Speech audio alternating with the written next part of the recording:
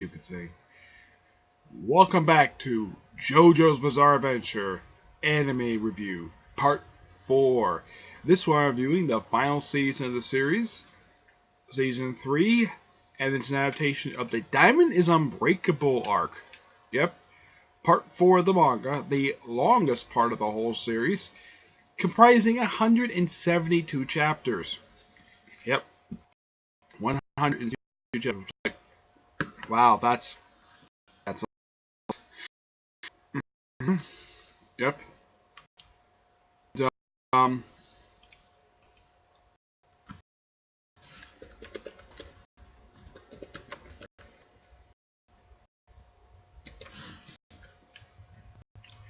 yeah, and this one picks up like 11 years after the end of the previous part, which was Stardust Crusaders.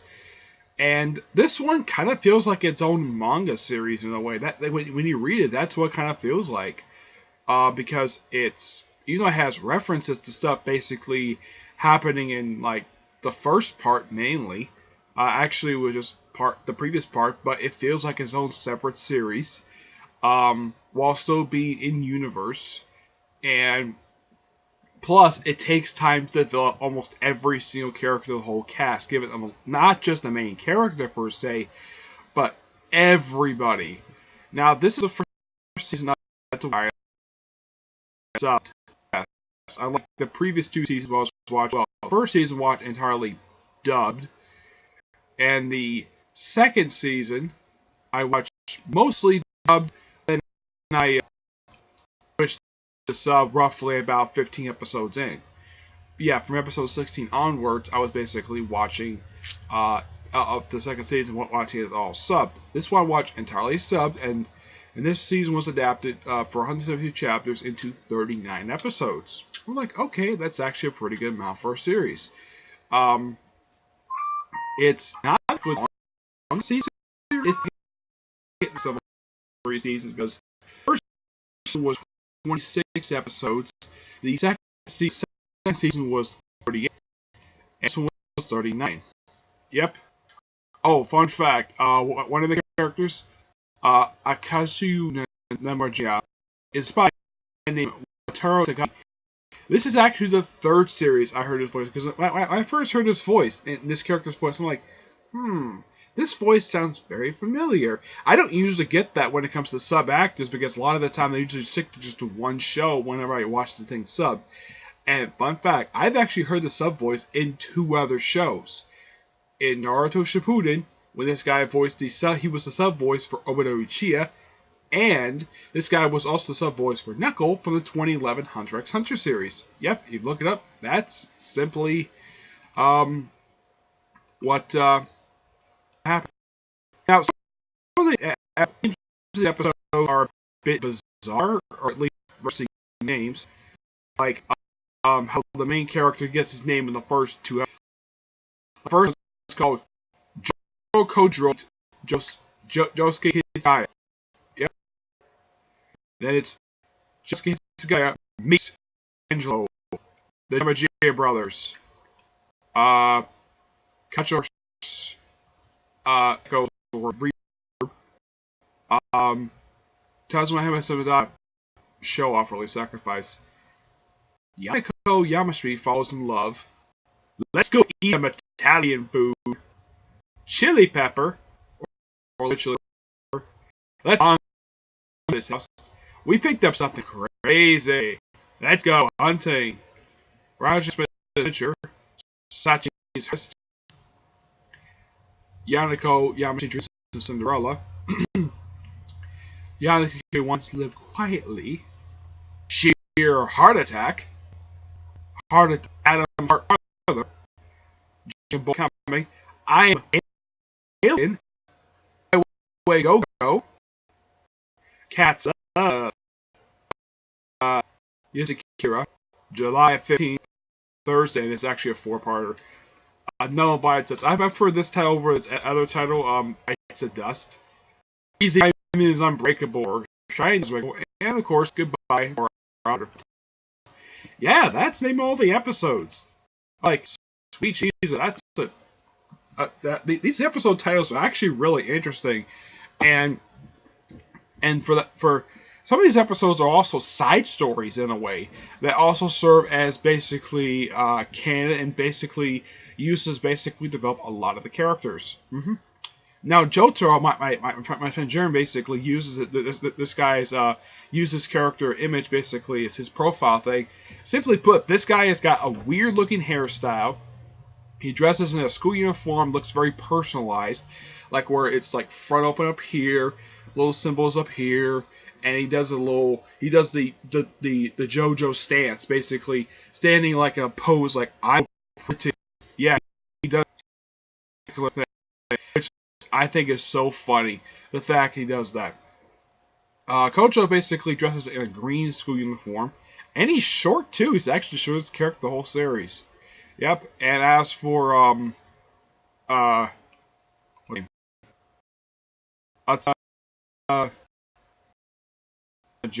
think it do it. Thing. There we go. Later. Yeah, or CQ Netg. I'm sorry if I mispronounced his character's name. But basically, he wears like a blue uniform, and he has like billion on his sleeve. His older brother has got trillion on his, and this is something that's never been explained in the show. But he has like a line mark across his face. I'm like, how in the world to get that? And neither the manga nor the anime basically bother to explain how in the world why his face looks like that. And their father is basically his. Now, each one of these characters got their own stands. Josuke's, his stand is Shining Diamond. Basically, his is a healing stand. Kocho basically is Reverb.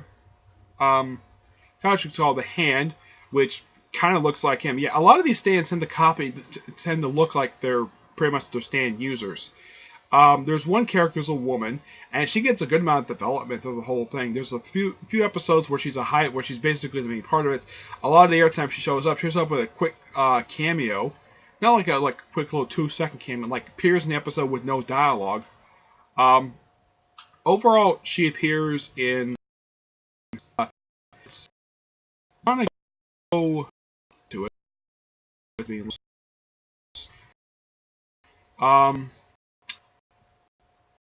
Unico Kim.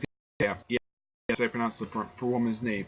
Yeah, aside from the 2-part where basically adaptation of the where she says she falls in love and everything with Cinderella, a lot of the other times she just simply appears in just quick little non-speaking screenshots, some of whom basically were added, not originally part of the manga.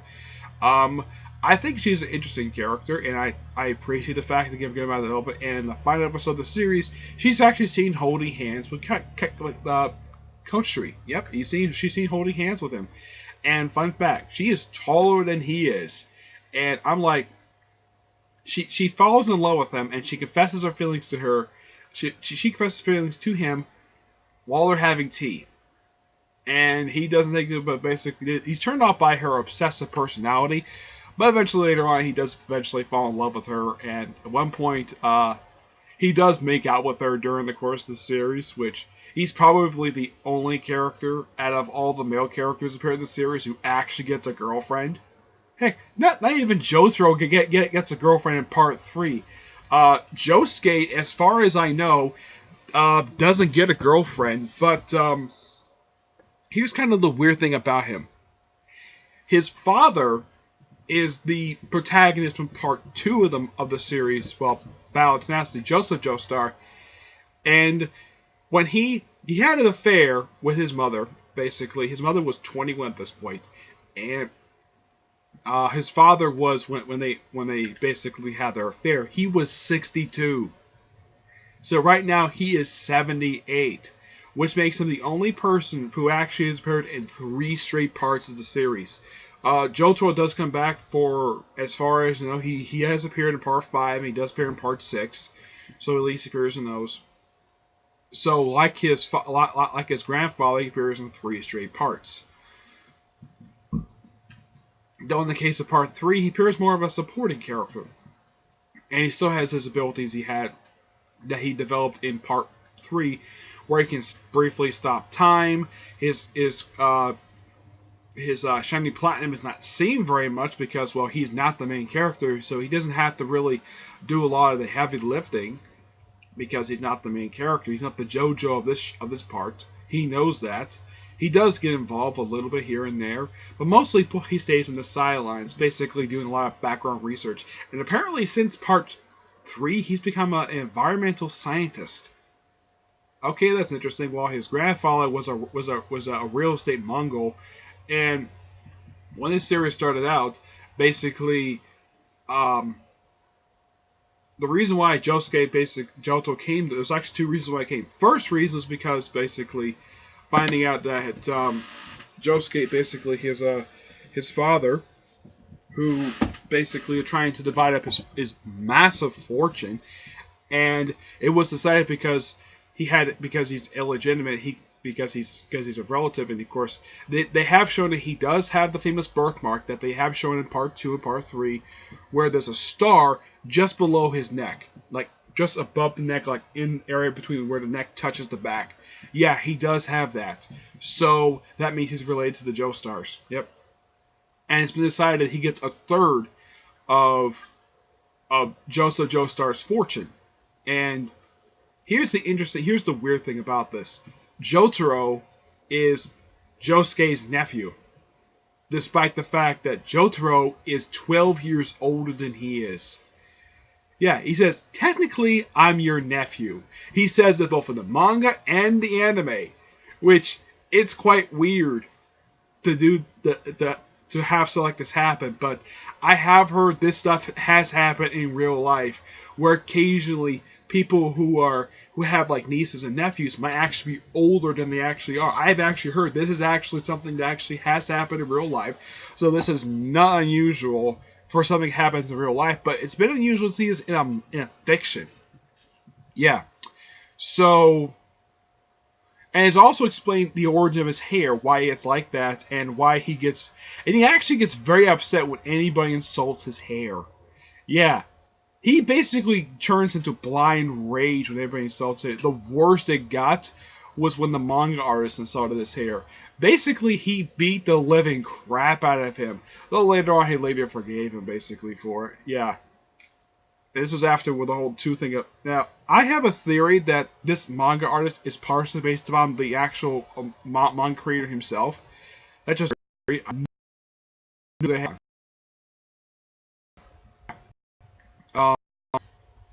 Rohan to be. Yep.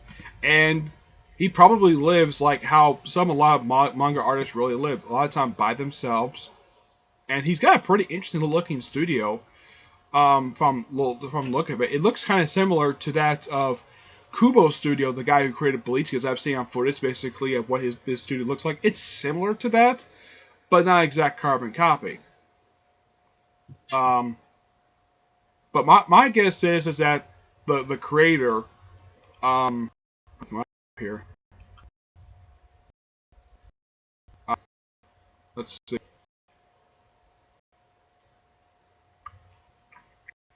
Here, Kura. He probably based Rohan's apartment probably based on his studio, probably based on his own studio. That's my personal guess. I don't know, but yeah. Now, in the case of One of the Stands, like Bites the Dust, I think that's named after the classic Queen song, Another One Bites the Dust. Yeah.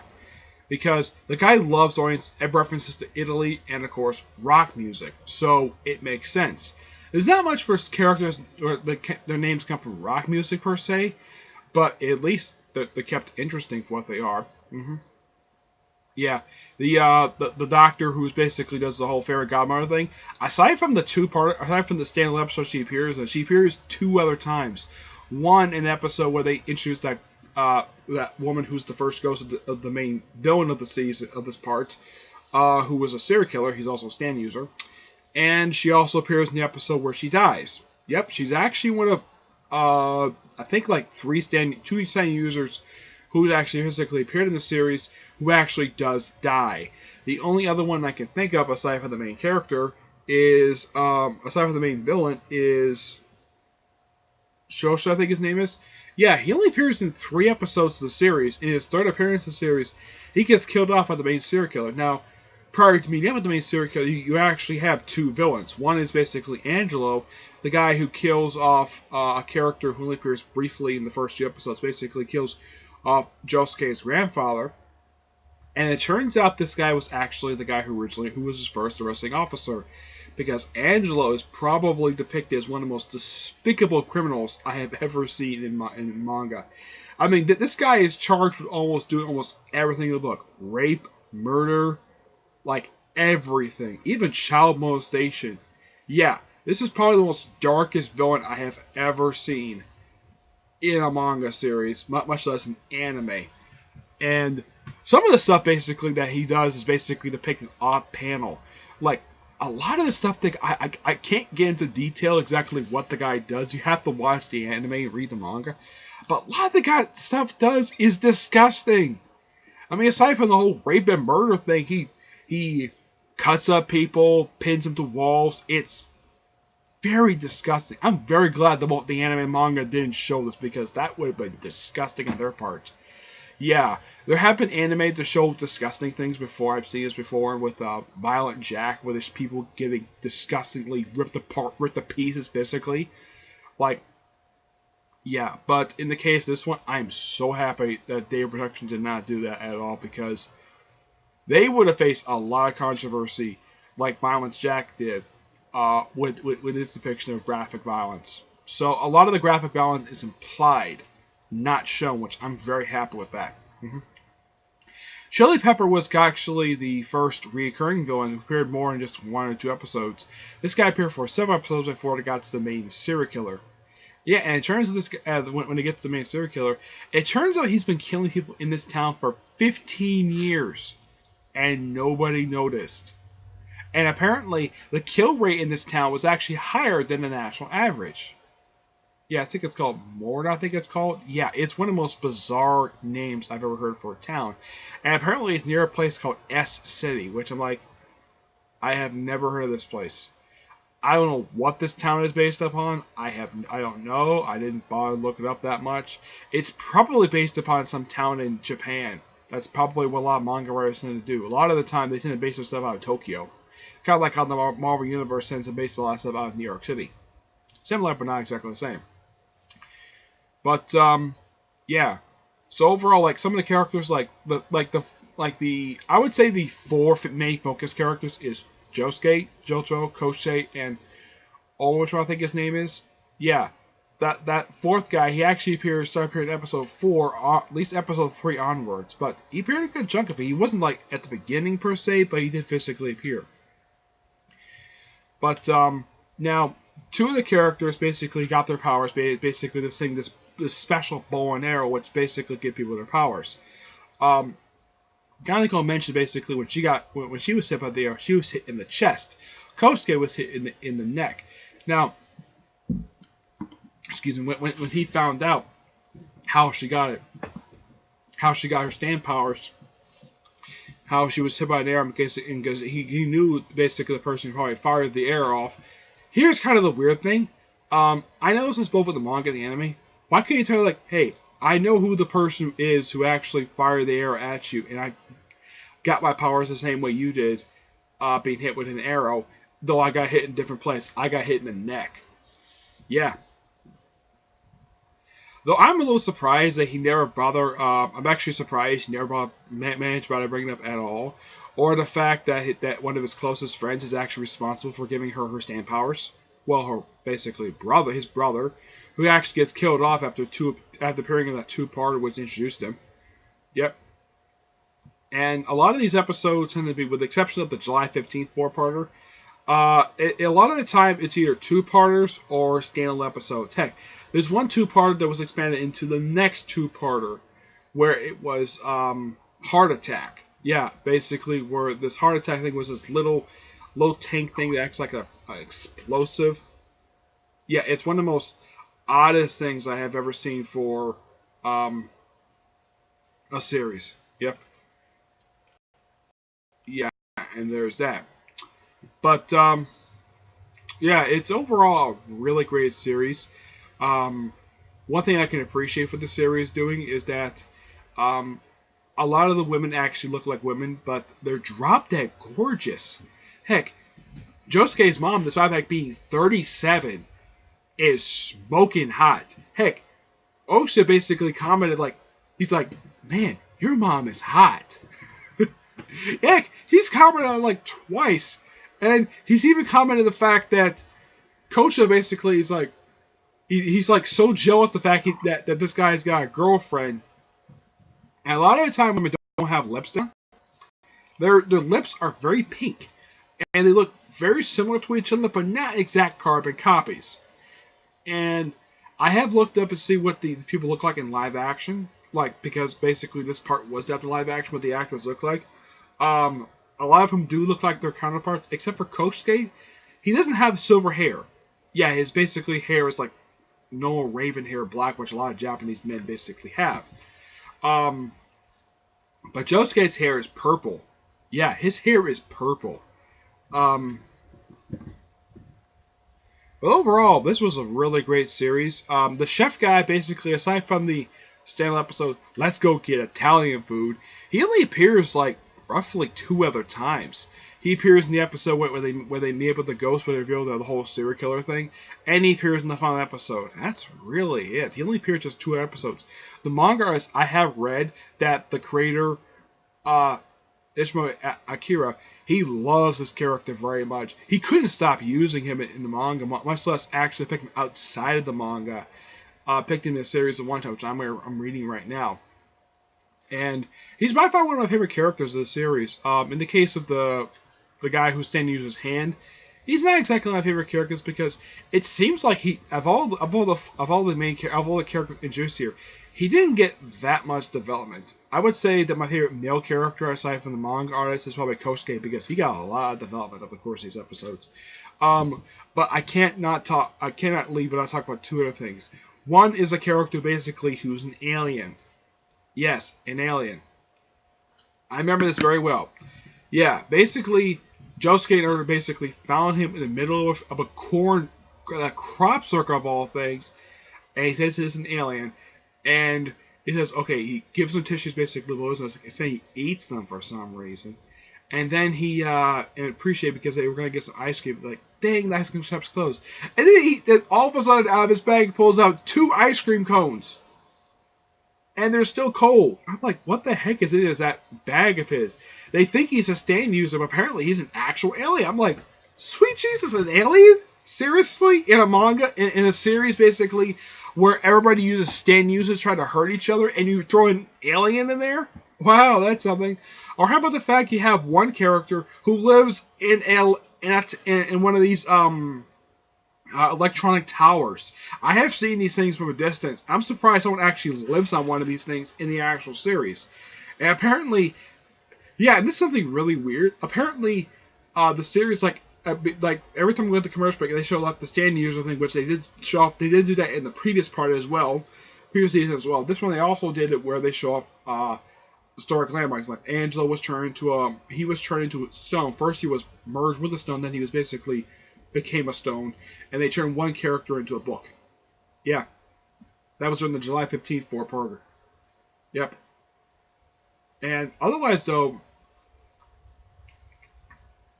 what else is to say about this thing? This season was absolutely great. It's a great continuation of the series, despite the fact feeling like its own separate series. And it had 3 opening themes. 3 opening themes. Heck, one of whom, the last one they had, basically the main villain hijacked, kind of like they did in the previous season, where Dio Brando kind of hijacked it briefly, where he kind of basically hijacked it. Yeah, it's the same thing with this one, where the main villain, this one, briefly took over a few episodes, where basically just hits something like did one of those explosive things. And sort of has the characters go backwards. And then later on, for the last couple episodes, they actually added sound effects to the opening theme. They did the same thing also in the previous part as well. Previous seasons as well, where in the last couple episodes, they actually added sound effects to the opening theme, which I think is great, the fact they did that. All the songs for the music for this one, there's a few of them. You have So you have Crazy Noise Down, Great Days, and Chase. Yeah.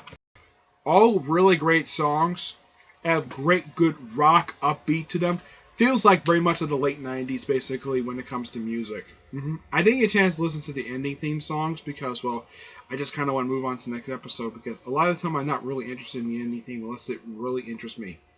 This one I just didn't feel like I probably didn't get a chance to show it. Now, in the case of the first 2 seasons, I watched on one particular site.